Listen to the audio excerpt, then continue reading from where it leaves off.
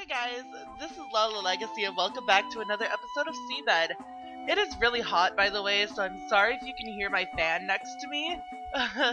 Without the fan, I'd be overheating. So, anyways, let's jump back in. Oh, hello, Sachiko. What was that? I was just paying for the gas. What were you talking about? Oh, nothing. Just some local gossip. I was just about to go to your room. We promised to have a walk together. I hope you didn't forget. Oh, and by the way, guys, I am still kind of sick, so I'm sorry if the voices are not on point today. Again, sorry. It's gonna be like this for like the next 3 videos at least. Or the next 2 videos after this. At least. I don't know when I'm gonna get better. Hopefully soon. What about your duties? I've already finished all there was to do, and sorry. And my guess is that you've been to the library. Yeah? I'm glad you found a place to relax. She cocked her head and gave me a light smile. Can I come like this? Of course! Wait. Good, then let's go over there first. I don't remember I couldn't tell who was talking. Turning away from the mansion, Sanae started towards the other end of the courtyard. After taking a few more steps, she glanced behind her shoulder with a smile, checking to see if I was following her. Also, thank you so much for the person who told me that I can use the scroll to go through the text, because that is saving me so much from getting angry. Thank you! We continued down the path, stretching beyond the library and all the way to the forest and the mountains. Oh, look! It's a camellia! Following Sanae's finger, my gaze fell upon a host of pink flowers blooming in the nearby thicket. Sanae stretched on her tiptoes to reach one of the branches. I'll take one! She twisted her hand, breaking off a branch and 2 flowers on it. After giving it a scrutinizing look, she showed it to me. I was thinking of putting these up at the entrance. What do you think? I see. So these flowers were locally picked. Well, gotta take advantage of the fact that we live so close to nature. It does make more civilized things like shopping a bit of a pain, though. She hugged the branch to her chest. Don't you find winter bloomers, Don't you find winter bloomers somewhat more refined? Sanae's question came out of nowhere. After some brief consideration, I agreed with her. That might be true, yeah, especially compared to the flowers that always predictably bloom in the summer. I know, right? Winter takes its toll on all living things, but if you look around, there are still flowers blooming even in conditions like that. It makes me respect nature all the more. Oh, I'm seeing some Japanese camellia blooming over there.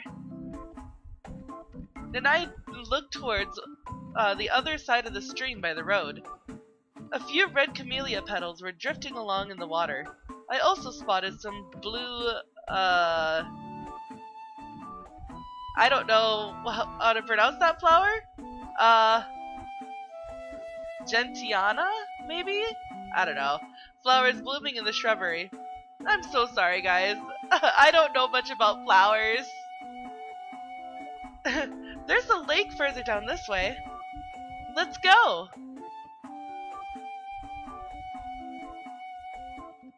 We passed through a dark thicket and came out onto an opening with a lake. The image of the mountain crowned by greenery was reflected upside down in its crystal clear surface.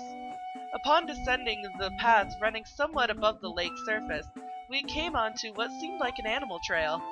The water of the lake was clear enough for me to see down to the bottom.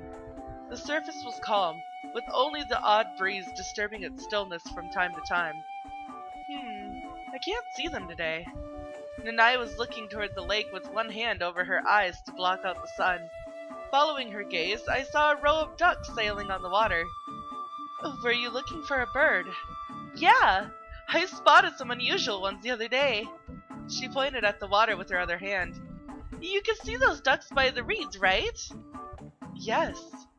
Those are mainly, Eurasian widgeons with a few Eurasian coots mixed in. The one with brown heads are wiggins. The black ones are coots or widgeons. Sorry. I can also see a couple with white spots on their beaks. Those are coots. I see. Every bird that quacked or squeaked in the background, Nanae named. The same went for each unique type of grass or bush we passed. Is it okay if we make a little detour? Asked Nanae around the time we reached the middle portion of the path by the lake. It gets slippery here, so be careful. The narrow path stretching out to the side had barely half the width of the beaten path we were using. I'm sorry guys, I have a headache from being sick too, so my mind is not working really well right now. The steps leading up the hill were basically just a bunch of moss-covered rocks aligned in a row. It won't take long. The place I want to reach is just up these steps. Nanae took a step up the rocks and stretched out her free hand toward me. As I took hold of it, Nanae easily pulled me up in a surprising display of strength. The sound of running water intensified as we climbed upward.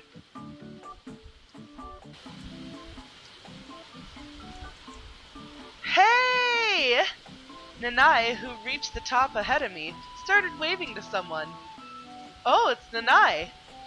I came to see how you were doing. Nanae let out a hearty laugh. She then gave me her hand again, pulling me up to the top as well. Aww! The moment I stepped on even ground, I realized the sound I'd been hearing belonged to a waterfall. Aww, she's so cute. I could smell splashing water. The path led to a human-sized rock rising above the bank of the waterfall. Below us, two boys with fishing rods were staring at the water. Weren't you only worried about the fish? Look, Nanae! I heard the second voice from the opposite end of the river. A third boy seized a rope dangling from one of the trees, and after taking a few steps back, swung across the river. Ah! Oh. He sounded a Tarzan-like howl, and sorry, and painted a wide arch in the air before landing on another decently sized rock further away from us. The rock and the tree branches it was attached to creaked under his weight. He let go of the rope and began energetically waving at us. Hey! I don't want to see you ever doing that again. What if you fall and break your neck? Eh? The boy pressed his fingers against his cheek in an attempt to mimic the exaggerated expression of a certain Munch painting.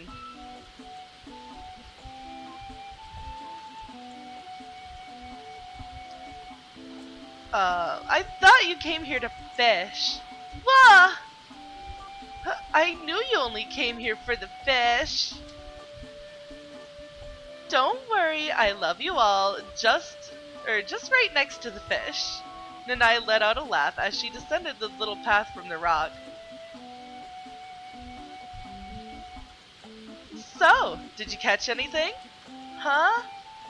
Don't you guys feel colder all of a sudden? Said one of the boys at the bank with a smile. Yeah, I think it's about time we started packing up, replied the boy that crossed the river. Let's see. Finishing her descent, Sanae crouched in front of the fish basket. Oh, you've caught some chars. 4, 5, 6. Ah, this one's pretty big. Hey, that one is mine, said one of the boys, wiping his wet hair with a handkerchief. Who's that lady, Nanae? A new friend? She's our guest. Hello! Hello! The boy who previously asked who I was met my modest greeting with a deep bow. The other two boys with fishing rods also bowed. Make sure there's something for me and my guest, okay? You can have this! The boy pointed at the biggest fish in the basket. For me? Well, thank you. Oh, what about me? You can have this! He pointed at the smallest fish. You've got some guts, kid. Oh, jeez. That was a pretty cute scene, though. Make sure to head straight home. We know! The boys disappeared behind the corner. Well then, I think it's time for us to head back as well. With that, she turned toward the direction of the mansion. We took a road along the mountain on our way back. Nanae carried a bundle of winter flowers under one arm while holding the basket of fish we received from the children. I was planning to just casually show you around, but I guess I ended up forcing all this extra legwork on you. Sorry about that. When Nanae looked my way, I shook my head in response. It was fun. Glad to hear it. I see you like children. Nanae considered the mountain slope for a moment. I do. Besides, it's more dangerous around here than you'd think. Still, I wouldn't go so far as to forbid the kids from playing in the mountains. I know the parents of all the children that come here, so I can't help getting worried every time a group is late to return. Nanae slightly raised her chin and narrowed her eyes. The part of the sky she gazed at still had some faint remnants of light blue. The moon above was full and shone in a bright, dazzling silver. I could hear the sound of splashing water near the rocks below us. The river, too, was clear enough to see through. The rocks resting at the bottom sparkled in the moonlight. From time to time, a fish with black spots would swim by as well. Look! A halcyon! A colorful bird flew along the calm stream. The feathers on its back glittered in blue, even in this lighting. I wonder if it's trying to catch a fish. I think so. They tend to land on the branches above the water, and once a fish passes by, they instantly make a move on it. When there are no conveniently placed branches, they just hover over the surface. They're well known for their incredible ability to track down and catch fish. I see. This one seems to be really good at its job. Just look at how steady its flight is. Sometimes you can see them having trouble matching the flow of the river, jerking back and forth. I imagine they eventually learn how to do it correctly by watching their parents or siblings. Shortly after the halcyon abruptly disappeared from view, I heard a splash of water. A moment later, it had already landed on a branch with a fish in its beak. Oh wow! We were lucky to see that. Indeed. The trees littering the mountain slope on the other side of the river had crowns the color of autumn. Sorry guys. The sky above them had now turned completely dark. Yeah. Let's grill this fish when we get back. We can make sashimi out of the big one, but most river fish go well with salt. And said Nanae after a long period of silence. You're the boss. What? Your energy and easygoing attitude reminded me of someone. Oh, how so? She was an oddball too. Hey, you calling me an oddball? Nanae raised her arms and shrugged her shoulders, seemingly trying to confirm her own appearance. I couldn't help but chuckle. She answered me with a mischievous smile. Dinner's gonna be ready in a heartbeat. I'll drop by your room once it's done. Alright.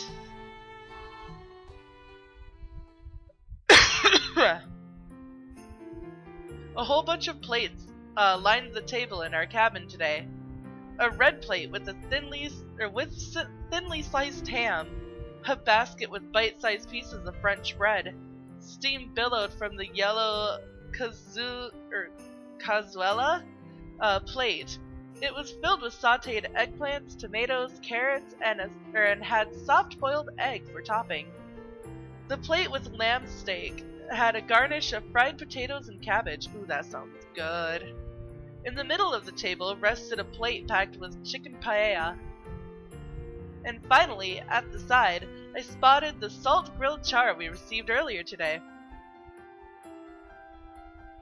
I was going for a somewhat Spanish dinner tonight.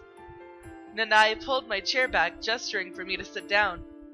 At my side of the table, there were silver tableware and a neatly folded napkin adorned with a checked pattern, just like yesterday. Did you make everything? Nah, I just grilled the fish and made the paella. The rest was done by my auntie. Noticing the bottles of wine and white and red wine on the table, Sanae picked them up in both hands. I told her I didn't need a whole bottle for myself. I spotted 2 other glasses at the other end of the table, one near the window, the other near the corridor. I wonder if that's for the person I saw at the counter in the library. Yup, that's her. Sanae checked the labels on each bottle of wine, then lifted both bottles. Which would you prefer? The white wine was in her right hand. The red was in her left. We have some sparkling wine too, if that's what you'd like. I wasn't too particular about wine, so I ended up picking red on a whim. Sanae nodded and placed the bottle of white wine on the table. I grabbed one of the mini breads and broke it up into 2 pieces. It was still warm inside. I placed a slice of ham on it and put it in my mouth. Did your aunt say anything? Just to tell you hi. I see.